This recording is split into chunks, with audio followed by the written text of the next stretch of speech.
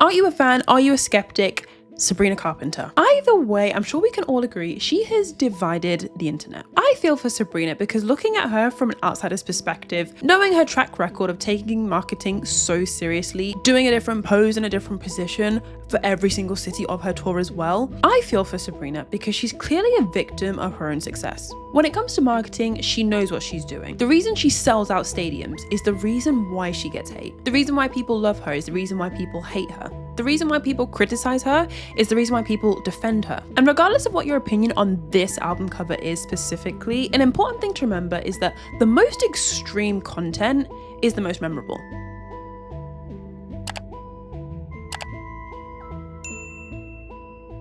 I'm gonna get onto the specific album cover in a second, but we've all heard the older generation say things like, oh, if it bleeds, it leads, or they only ever talk about negative things on the news. And there's a scientific reason why. For example, this study looked at the covers of magazines, and it found that over a period of time in the early 2000s, magazine covers with like a negative headline, negative tone, sold thousands more than magazines with like a positive tone and a positive cover. And you know what? As a creator myself, I do find this in the videos that I make. Like, I would love to make videos titled how to be happier and how to be, more organized, how to believe in yourself, how to boost your self-esteem. I would genuinely love to make videos titled that way, but I just know for a fact, based on my own channel, my own track record of what videos perform well, looking at other people's videos, other videos that perform well, other videos that are going viral. I wouldn't say if it bleeds, it leads, but I feel like our generation now, what I'm hearing is you have to enrage to engage. If your title, video, song, performance, tour is just lukewarm, meh, forgettable, fun, cute, like it was okay. Like if that's the region you're hovering in, you're not going to be remembered. Extreme content is the most memorable. Knowing Sabrina, I'm saying knowing Sabrina like I know her, but seeing how much effort she put into performing a new outro for Nonsense on every single stop of a tour, or seeing how she kind of did a spin on that, a new position for Juno for every single stop on the tour. This girl takes her marketing seriously. So this album cover, to me, just feels like an extension of that marketing. She'll get people talking if she has a new sex position on every single city, on every single stop of the tour. And she'll get people talking if, the outro to her song, talks about a cool little thing in their city. Like the way that you access reach and virality isn't necessarily by the quality of your work nowadays. Nowadays, it's more about controversy. And I'm sure we all know this, but I feel like when we actually see it in practice, like we see a wild album cover like this, we're all shocked and surprised. But I think in reality, what we're seeing is a woman who for 10 years worked super hard in the shadows with no one really knowing her name in the mainstream, finally have things take off, and she's almost like gripping onto the success that she has now, really wants to make a name for herself, wants to become just as well known and admired as all the people that she'd look up to in the past. And in the process of having to maintain this viral level of crazy success that she's got, she's almost having to outdo herself every single time. And now I don't want this video to entirely be about Sabrina Carpenter, because my channel in general, I'm sure if you guys know, I do like to kind of bring things back to you. Like, I feel like there's a lot you can learn from what's happening in the world. There's a lot that you can learn about yourself from what you're offended by or intrigued by or engaged by or what you find interesting. And in particular, when I was thinking about Sabrina in this album cover and how I genuinely myself had mixed feelings about it, I definitely was like taken aback when I saw the cover. I was like, this is DV, like this is not cool, like this is definitely not a nice cover to see. But then part of me, I was like, naturally as a marketing girly myself, as a YouTube creator, as like a TikTok creator, I was kind of like, okay, this is marketing, this is Sabrina Carpenter all over. Like she knows how to get people talking. I don't even think this would have been a risky move for her, in my opinion, because she's almost at the stage now where she's got such a rock solid fan base and such ride or die fans that even if she got backlash, which she has gotten, like she would have a solid fan base to fall back on, that she wouldn't be like cancelled per se. However, when it comes to us, normal people, regular people who can't sell out stadiums, something that it got me thinking was that you are most attractive where you are most extreme. Let me explain. You've probably had moments where you've spoken to someone and you've thought, oh my gosh, she just gets me. Like, when you have a deep conversation and there's like the part of them that's talking is speaking to a special part of you that often people don't get to see. When I was younger, I made a big mistake of like hiding all of my controversial opinions, all of my hot takes, all of my cringy stories, embarrassing moments, like things that I just thought were too much. I would gatekeep them and just keep them to myself because I thought people are going to run away if I share this. Like, this is going to be too much. What are people going to say? And now as I think about it, and as I've gotten older and I've told stories, I've heard stories about how someone has nearly gotten fired from their job because they stood up for something that was super important to them. Or I've heard a story about how someone cut off half their family because their family no longer supported them when they came out as gay. Like, I find people are most attractive in the areas in their life where they've like done something extreme in accordance with their values. I don't mean extreme like done something wild or ran someone over, like nothing wild like that, but almost like when you show the absolute true core version of you, I find that you tend to attract your people. You're most attractive where you are most extreme. Like, say you have a controversial opinion that, like, yeah, you should cut off half your family if they don't support you when you come out. That's a pretty extreme opinion to have. However, naturally vocalizing that opinion, saying that opinion, you will attract the people that believe exactly what you believe. Or in the early days of my YouTube channel, when I made videos about how I overthink everything I say before I say it. I don't trust myself to speak spontaneously. I physically don't feel like I'm important enough to contribute to a conversation. I like keep myself as like small as possible. I'll like gatekeep my opinions. And then I posted these videos over time, started to learn and realize that, oh my God, so many of you guys, thousands of you feel the exact same way. Like, all of these feelings and thoughts I had about myself were quite, maybe not extreme as the word, but I just thought that they were like not normal. And it turns out that I was wrong. Like, the areas where you think you're not normal, like someone else out there is like dying and crying out for you to come out and share that. It's one of the reasons why one of you guys were like DMing me about starting a YouTube channel, and you were I think you already had a channel actually. I checked out your channel. I think I subscribed. Shout out to you if you're watching this. I'm sure you are.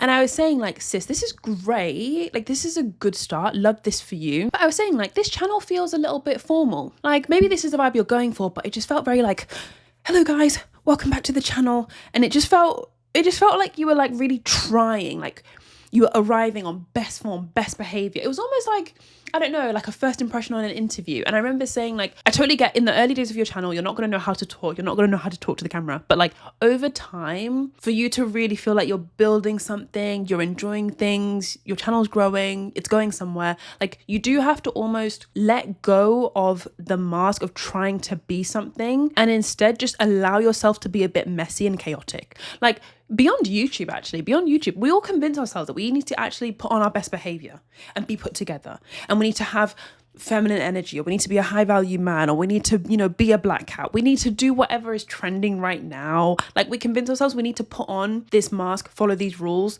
stick to the rule book, and we'll get what we want.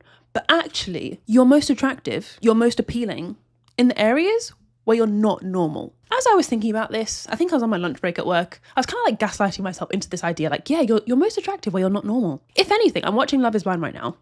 Comment down below if you're also watching Love is Blind. UK, favorite couple right now absolutely has to be Kieran and Megan. And it's interesting to see the couples bond because they can't see each other. But like, some of the couples will talk about things that are really like unique to them. Like maybe it's a sad thing. It's like a family breakdown. Mum and dad have divorced their whole life, never have known their parents together. Or maybe it's something more lighthearted, like someone has a weird food combo that they just love and are obsessed with.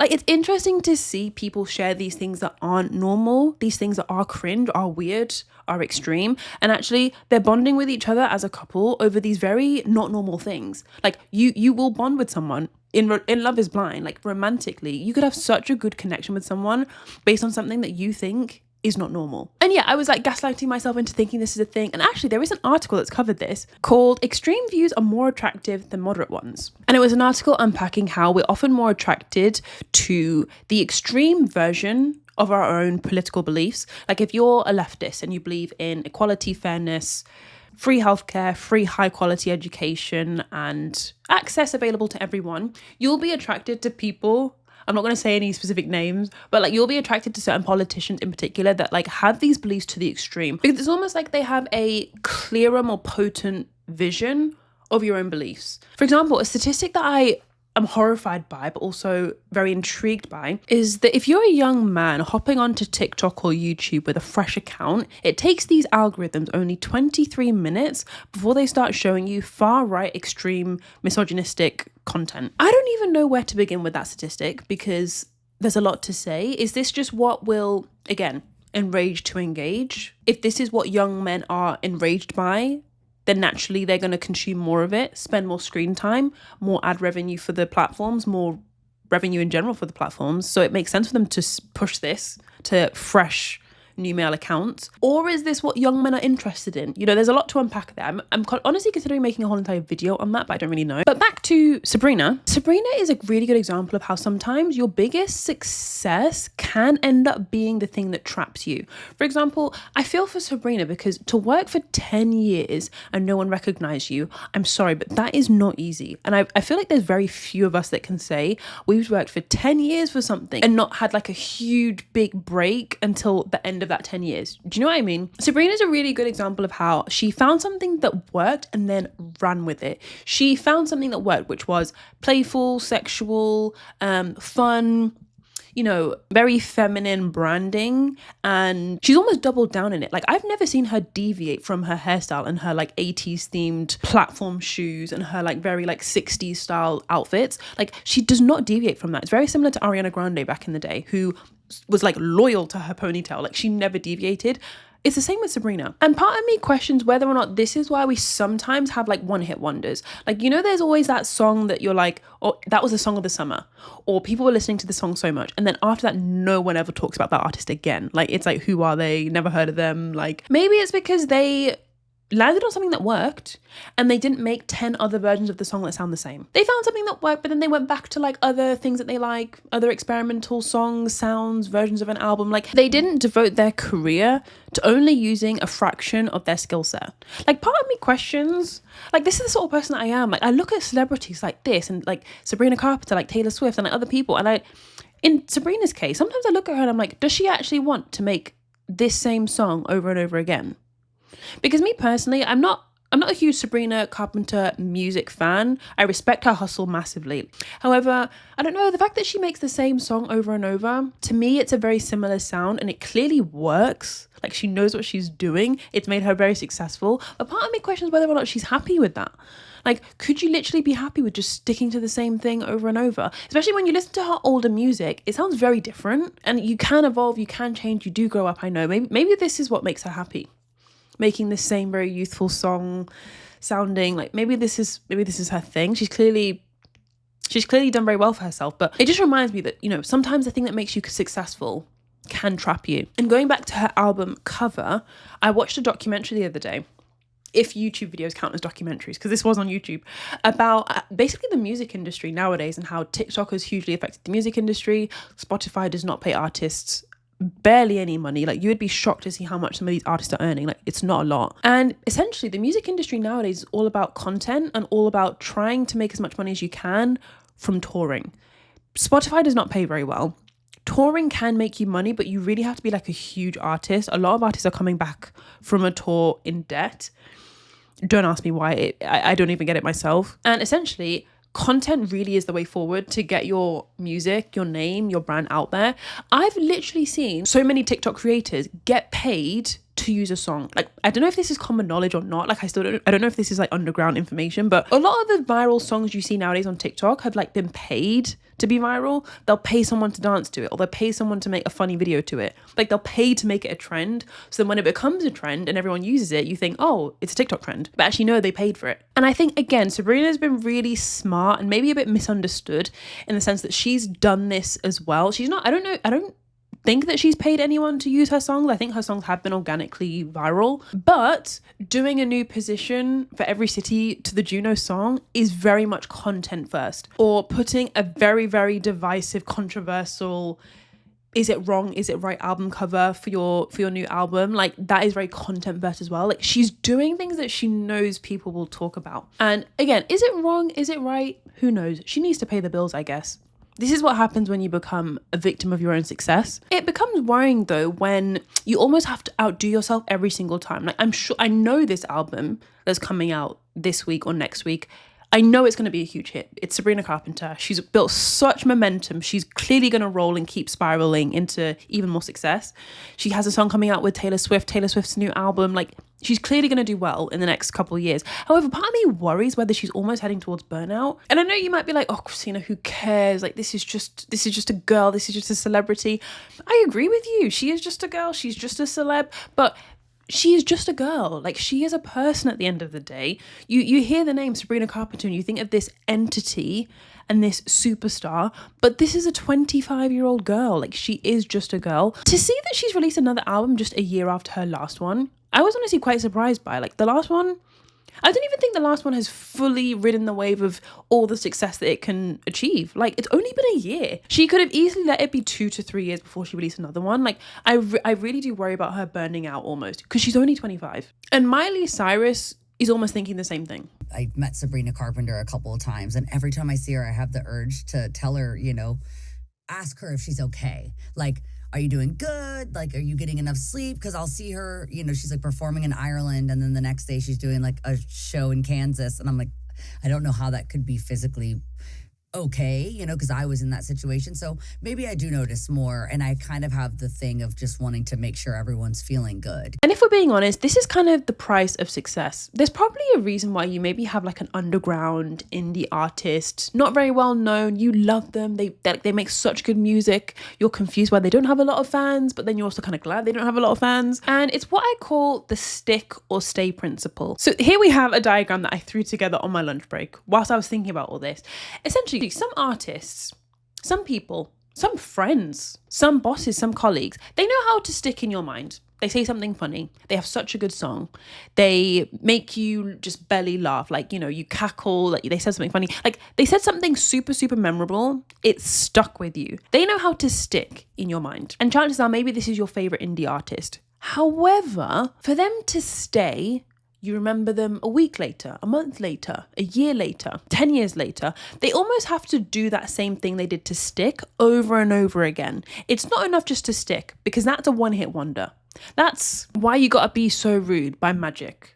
I don't know why, but whenever I say one-hit wonder, that's always the song I hear that I think of. Because like back when I was in school, that was the song. Like, that was almost the song of like my whole high school experience to some extent. But then like where are they now? Anyway, they know how to stick, but they don't know how to stay. And maybe it's the label, maybe it's the management, maybe it's this, maybe it's that. It goes beyond music though. I can think about countless times when I've had a conversation with someone, we clicked, we hit it off, we had banter, vibes, chemistry, it was sunshine and rainbows, and then I never speak to that person again. Because from a friendship perspective, sometimes it's actually really easy to get along with someone. I find in friendships and dating, having a good vibe is not hard at all. Like, that is not the hard part for me. It's the stay part. How do I keep this going? How do I make sure that we keep talking? How do I make sure that we keep meeting up? How do I make sure that you are still interested in me? I know many of you talk to me about starting your YouTube channels or starting your TikTok channels.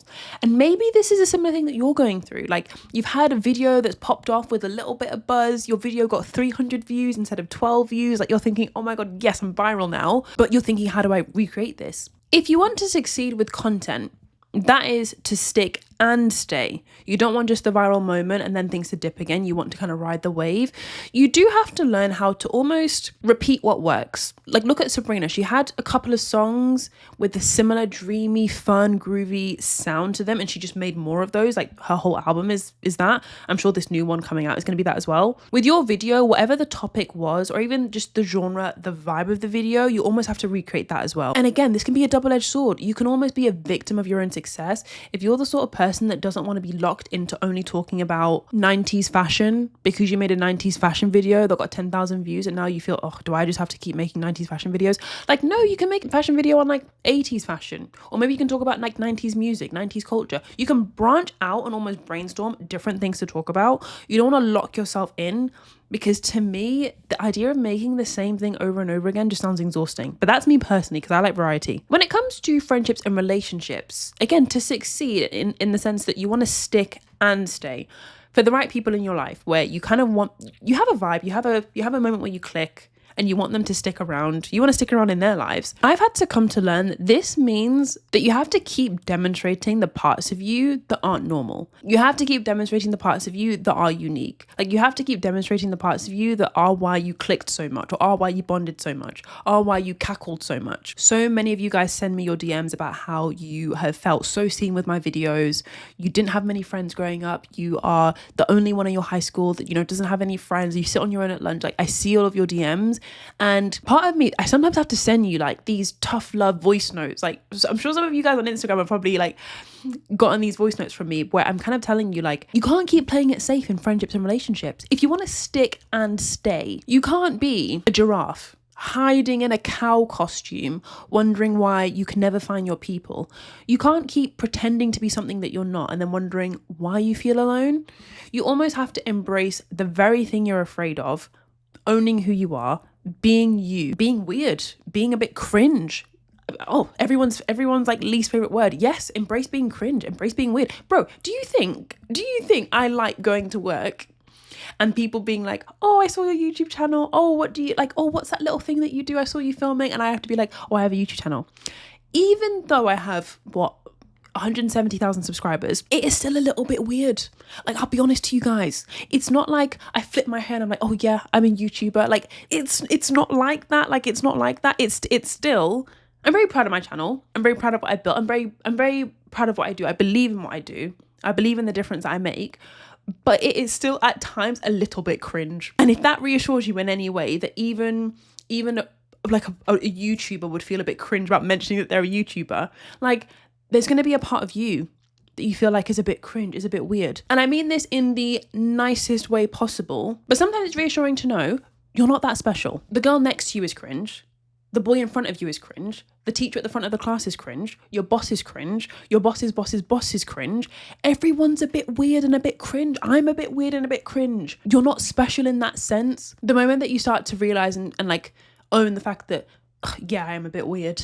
Yeah, I do put ketchup on my fries, or I do put hummus on my toast, or like whatever you do, like whatever weird thing it is about you, the moment you own that, the quicker you can find your people. And this even goes on like little things. For example, at work, you guys know I've had the longest journey around coming to terms with, do I enjoy my job? Do I like my job? Should I quit my job? Should I stay in my job? And I'm staying in my job for now. But even at work, it was actually quite tough to show up at work day in, day out, knowing that I didn't like it, but having to like pretend I did and just like continue typing on the computer like I'm happy here when I know I'm not. It was so freeing. It was therapeutic to like tell someone else, yeah, I don't like this job. I'm not enjoying this. I'm fed up. It was so therapeutic. I was like, there's other people. I'm not the only one. Like, other people don't like this job. You don't know the relief you'll get when you finally share and open up the thing that you've always wanted to. And again, in your own time, if it's anything that's personal or any spicy stuff, like take your own time and be at a place where you're ready to do that. But there's no prize or reward for locking all your secrets away. Like, you will feel better when people know the real you. You have made it to the end. Here is your cherry as your reward. Drop a cherry in the comments if you made it all the way to the end of this video. And I want to know your thoughts actually on Sabrina, stick and stay. What's your thought on opening up? I know being vulnerable is super scary. Talk to me. I want to read the comments. I want to know. Are you starting So here we have a diagram that I threw together on my lunch break whilst I was thinking about all this. Essentially, channel. A lot of you guys are, I know that. If you are thinking about starting a channel, do sign up for my waitlist. I'm thinking of starting a private community specifically for people who want to become content creators. This would be a space where I teach you how to get your first 1,000 followers, how to learn how to talk to the camera, build an audience, get sponsorships, become someone's favorite YouTuber. Like, that is what I want to teach people how to do. Sign up to the waitlist if that's something that interests you. And if you enjoyed this video, I know for a fact you're going to enjoy this one too. I also talk about Sabrina. I talk about Don't Cheat. I talk about how being cringe is the secret to success. It's not an obstacle to success. It is the path to success. If you want to find out more, then be sure to watch this video next.